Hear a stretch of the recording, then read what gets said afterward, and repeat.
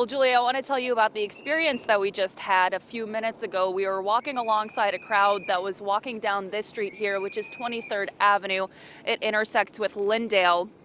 And there was a group of protesters who was walking down, and on the other end of the street were some federal agents who were sort of standing there, and the crowd was sort of pushing in. And so we were just walking alongside them. There was no perimeter that was set up there, and then all of a sudden we get tear gassed, and it's a difficult feeling to describe because it feels as though you're suffocating in a way, and it's hard to see because the air gets so hazy and your eyes are just stinging and burning.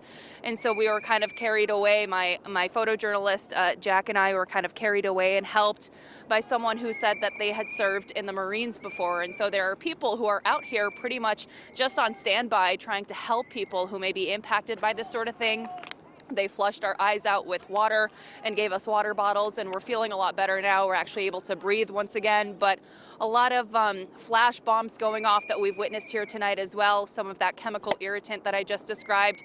These whistles are being used by protesters. We've heard that these whistles have been being used for quite a while now, over the past couple of weeks, as more ICE agents show up, and they're being used here tonight as well, pretty much as a signal for people to let them know that ICE is here. But when we first got to the scene, it was around 8:15 p.m. and it was absolute chaos. We saw federal agents in confrontations with protesters. Some of those confrontations were even physical, a lot of pushing and shoving from both sides, and there were some verbal confrontations as well. And so the police tape, when we first got here, was up. We saw a lot of yellow tape around this perimeter of Lyndale, between Lyndale 23rd and then 24th Avenue on the other side. That has since pretty much gone away, but this crowd of people just keeps on growing, and we moved a little bit away so that you can hear us a little bit better, but this crowd just keeps on growing and growing. There's at least a couple hundred people here, I would estimate, if not more at this point. And so a lot of chanting. We've seen some people bringing out some instruments now as well, some drumming that I've heard as well. And we also know that there are now state troopers out here. When they first arrived, which was about a half an hour ago now, we saw them coming out with some batons. They had gas masks on. We saw them wearing helmets as well.